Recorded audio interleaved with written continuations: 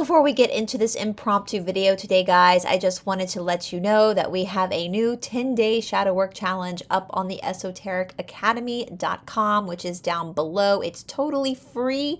So if you are someone who likes to do your little shadow work challenges, then make sure to go down below and click on the link to the Esoteric Academy so you can do the 10-day for free with us.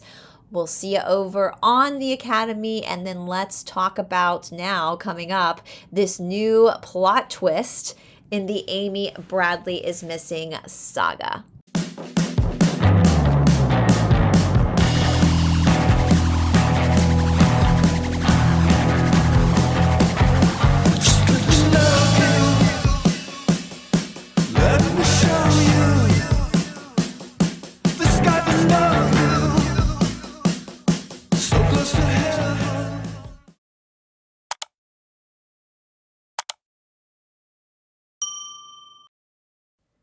Hello, you guys, and welcome back to Esoteric Atlanta. Of course, my name is Bryce. This is an impromptu video. This is why we're doing it in podcast form, because frankly, my friends, I just got back from a run. I do have my dog here with me, and we do have a worker here. So if you hear some slight barking in the background, that is why. But I am shooketh, you guys. I am absolutely shooketh. If you don't know what I'm talking about, Netflix released a documentary a couple days ago called Amy Bradley is Missing. This is an unsolved missing persons case from 1998. Now, I covered this case on Monday. I released a video giving my commentary on this case. The Netflix docuseries is enthralling. I say in the beginning, I went into this case thinking that Occam's razor, right? I always try to be a little bit of a realist when it comes to this kinds of stuff, and I always like the idea of Occam's razor, which basically states the most likely answer or clue or circumstance is probably what happened, right? Like most of the time, it's just the most obvious of answers. And so before I started watching the docuseries, I thought that she had like gone overboard. I thought, oh my God, these eyewitness accounts, she probably just went overboard. And after watching the docuseries, though, I have I don't believe she went overboard. I think that she definitely was met with foul play. And as I say in my video, and how the docuseries kind of talks about this as well, that it's highly likely that she was an unwilling participant to become part of a particular business. And so I can't say what that business is because of the platform that we're on, but I think you guys assume what I'm talking about. If you have no idea what I'm talking about, congratulations. I hope that you stay in the innocent world that you reside in. And yesterday, of course, I've been following this case like crazy now because it's really obvious, I think, where she is, if she's still alive. And I've been on TikTok, and apparently Brad Bradley, who is Amy's younger brother, so he was there the night she went missing. He's a couple years younger than her. So she was 23 at the time. I think he was like 20, 21, something like that, in 1998. But apparently, like on his social media, he has been dropping some major nuggets, some information that was not talked about in the docuseries. And so it kind of changes some things. You know, there was one claim from Brad that maybe Amy was kind of seeing a man, even though she had just come out as a lesbian and she had a girlfriend waiting for her back home, that there was speculation that she was seeing. There's just been some just more depth. And of course, human beings, you know, we're all onions. We have layers. We're not so black and white, right? So, but this is incredibly shocking. And I shared this, I reposted this over on TikTok, but I thought that I would share it with my YouTube audience because this is wild. This is wild, my friends. It appears that a new character has entered the story. We have a new character in this story. And this is the character of Scientology, y'all. Now, I have covered Scientology. We have spoken to a lot of Scientologists, my late friend Doug Kramer, my friend Nora. I'll tag all of them down below. I have tons of videos here on my YouTube channel from Scientologists. I will tag those videos down below. I am fascinated by psychology myself, and especially cults. And the thing that has really driven me to Scientology and uncovering it is that a lot of L. Ron Hubbard's theories aren't his theories. He got them from ancient, like Vedic text, and he inverted them. And so that's what fascinates me, is to see how a very pure theory can be inverted to be made dangerous by someone like L. Ron Hubbard. And so we know in 2025, you would have to be living under a rock to not know that Scientology is dangerous. It's dangerous. It's it's crazy the amount of docuseries, ex-Scientologist testimonies. There's just so many channels out there of ex-Scientologists talking about what it's like to be in this organization, to have to deprogram themselves, especially the ones that are born into it. And so, but in 1998, you guys, like Scientology, no one really knew, besides those who were in Scientology, I'll say, no one really on the outside knew what it was. Like, I didn't know what Scientology was in 1998. My first run-in with Scientology, which I've talked about on this channel before, was in the mid-2000s. I had moved to Los Angeles after school, and I had these two women, middle-aged women, who came up to me, and they were dressed in a weird uniform, and they just looked, their eyes, I remember thinking how weird their eyes looked. I know what that look is now at 42. I know exactly that's the programming, right? That's probably also the lack of sleep they were getting, who tried to get me to come take a personality test. And I was just so weirded out by the fact that they were dressed alike and that they had a weird look in their eyes that I felt so uncomfortable that I said no. Which is great that I did that, because if they had come at me with like philosophy, I probably would have said yes. It would have ended up in Scientology. So the fact that I was really freaked out by their eyes and the fact that they were two grown-ass adults who had matching uniforms on really freaked me out. So, and even at that point in the early 2000s, not many of us knew about Scientology. I kind of heard rumblings of it, but I grew up a Presbyterian. So I was just kind of like, oh, that's just one of those weird cults, right? So needless to say, to make a long story short, in 1998, this would have not been super suspicious because nobody really knew what it was. Like, unless you were born into Scientology, like some of the older Scientologists, unless you had parents in it, you didn't know what this was. There was no internet. There was not a lot of talk around this. So you probably would have been more open to listening to the recruiters versus now. And I've said this before. Here's something about Scientology today, and this is in my opinion for entertainment purposes only. This is just my opinion. I believe that Scientology is so powerful today, not just strictly because of all the money they're given through donations and through buying the courses, but I believe that Scientology and the United States government and possibly other governments in the world are in bed together. I think they're bedfellows. And I've said this before. I think if you take Scientology down, you're going to end up taking the whole government down. I know Scientology has been accused. There's allegations of human,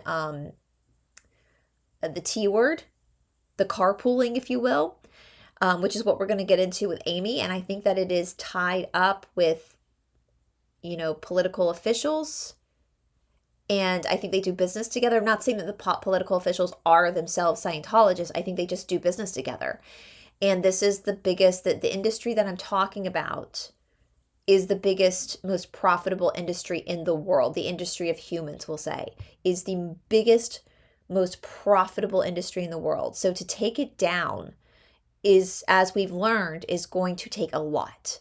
And it's going to take a lot from people like us just not shutting up about it and potentially invoking our rights as Americans in the Constitution. There's a particular part of our Constitution as well in the Declaration of Independence. I have to be careful about how I say this, where it says if a government becomes tyrannical, it is the citizens' job to basically fire everybody and replace them, if you know what I mean.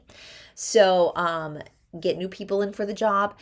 And I think it's going to take something like that, because these are powerful people with lots of money, lots of connections. They can make people disappear. This is not an easy job. I mean, look what's happening right now with the particular list that we've been promised all these years. And all of a sudden, out of nowhere, we're being gaslit that this list is an urban legend. It's the same.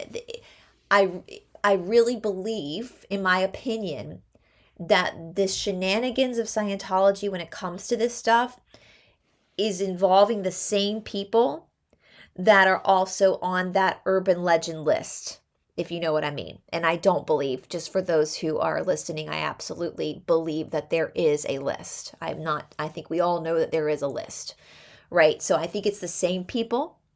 And I think that's why we have not seen people like David Miscavige be prosecuted properly. I think it's way deeper and way darker than we even know. So with that being said, if we go back to 1998, when none of us knew this, and see what Bradley remembers from the entry of Scientology into the story, which again, if you guys watch the docuseries, Scientology was never once mentioned at all. And so I cannot wait to see what my ex-Scientologist friends have to say about this, and if Scientology could potentially be behind or funding or helping in what I believe is a clear case of human sex carpooling, we'll say. Carpooling. All right, so Bradley posted. This is a kind of a long post, guys, so I'm going to read it exactly how he has worded it.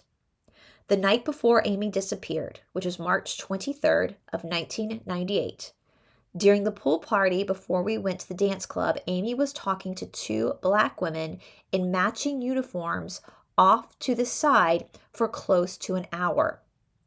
The uniforms were not Royal Caribbean uniforms. They had on navy blue knee-length skirts and a light blue button-up Oxford shirt. Remember that. My parents walked over to them to let Amy know they were going to bed. When they walked up, the two ladies, who had appeared very friendly during their conversation with Amy, did not speak or introduce themselves when my parents came over. We do know who these women were. The FBI says that they are aware of who they are, but would never share any information regarding them with us. The next afternoon, we got off the ship to stay in a hotel on the canal in case Amy were to be found in the water, which she was not. Late on the night of March 24th, 1998, we were in a hotel room on Carousel. We were not in a good shape. My mom asked the president of my dad's company, who had gotten off the ship with his wife to help us, to please help find a priest who could come pray with us. They were not able to find a priest. Around midnight, two Scientology officers knocked on our door and introduced themselves as officers from the ship Freewinds. The Freewinds is a Scientology Sea Org ship headquartered in Carousel. They told us that they assist people who are grieving and suffering a loss through various methods. They explained their ways and went on to ask us very specific things about Amy. Does she smoke? What are her favorite cigarettes? Does she drink? What is her favorite beer? What are her favorite snacks, etc.? This went on for a while, and at that time, we went along, assuming it was a way to process our grief. The interaction or interview went on for an hour or so until my dad asked them to leave. They invited us aboard their ship for whatever reason, but we politely declined. I'm not claiming I know they were involved, but they left our room having learned a lot of specific details about Amy's favorite things, which in retrospect has been suspicious to us ever since. Over the next couple of weeks after returning home to Virginia, I did a lot of research about Scientology, the Freewinds, Sea Org, etc., and found that the uniforms of some of the staff on the Freewinds matched what the two black ladies that Amy was talking to that night before were wearing. I believe it is possible that those ladies boarded our ship with a group of performers and a large entourage of people that boarded the ship in Aruba that night. I believe it is possible that they were Sea Org recruiters that coerced and convinced Amy to meet them in the morning for a tour of the Freewinds. I believe it is possible that she agreed, she went, and then was not able to get back off their ship. The Free Winds was docked adjacent to the Rhapsody of the Sea, which was our ship, on Carousel that day, a couple 100 feet away. If you've ever done any research about this organization, you will hear of people being held against their will, forced work duty, isolation, and so on. The Free Winds goes back and forth between Carousel, Aruba, and Barbados. Amy was reportedly sighted in all of these places. There is a shopping center bathroom sighting in Bridgetown, Barbados, highlighted in the series. The Free Winds docks in Bridgetown when it is in Barbados. Amy was also reportedly seen in San Francisco, California at Pier 39, which was not discussed in the docuseries, and there is a Church of Scientology 2 miles from that sighting. One of the first sightings was at Puerto Marie Beach on Carousel. As I mentioned earlier, the Free Winds Sea Org is headquartered in Carousel. I realize that this theory is contrary to some of the predominant theories and sightings, but it has haunted me for 27 years, and we have never been able to get any information, media outlets, or the FBI to pay attention to it. What do you guys think about that? I mean, did not have Scientology being involved in potentially speculating it might be involved in Amy Bradley's disappearance on my bingo card when I first watched this. So I cannot wait to hear y'all's theories. Again, this is an impromptu video. We've got more videos coming this week. I'm still trying to work with the algorithms. As you guys can see, I get put in the corner a lot. YouTube does not like it when I talk about certain things. So please, we're going to try to make the videos a little bit more spaced out, just to try to help with that. If you find these videos helpful, please make sure to share them. Make sure to like the video and leave us a comment, even if it's just your country flag. That would be awesome if you feel inclined to do so. And let me know what you think, you guys. I can't wait for my Scientology friends to hear from them, to see what their thoughts are on the possibility that Scientology could be involved. They could not be involved. It could have just been a coincidence that the Sea Org were on the ship trying to recruit people, and they just happened to be talking to Amy, and then that was that. They could absolutely not be involved. I do find it strange, though, that when the parents went to ask for a priest, they couldn't find a priest, but they found Scientology officers to come in. That's just crazy to me. In 1998, that's wild to me that they couldn't find a priest, but they could find Scientology officers to come and help them. Or were the Scientology officers just lurking around? Did Mr. Bradley's boss know them? How did that happen? How did the Scientology officers just end up at their hotel room at midnight to counsel them through their grief? How did they know they were grieving? Did Mr. Bradley's boss know them and tell them? Did they get wind that there were people that had lost a child that were looking for someone to help them, like a priest, and they tried to take advantage of the situation? Or is it more nefarious than that? Did they actually have Amy in their possession? I don't know. I can't wait to just hear from my friends' perspectives, again, who are Scientologists, and also y'all's perspective too, being outsiders. What do you think? Is this new character in this saga relevant, or was this character in this saga just happened to be talking to Amy and that's that? Let me know down in the comment section below. As you guys saw from the beginning, we are offering a 10-day shadow work challenge over on the Esoteric Academy. It is for free. This 10-day shadow work challenge is free. A few years back, many of you participated. We did a 30-day shadow work challenge and a 60-day shadow work challenge here on Esoteric Atlanta. Now we're doing a 10-day one, and it's over on the Esoteric Academy. Again, it's absolutely free. You just have to go to the Esoteric Academy's page to get the 10-day challenge. It's all video format. It's not paper template, but video format. And that is all down in the description box below. And yeah, let me know y'all's thoughts down below, and I'll see you real soon.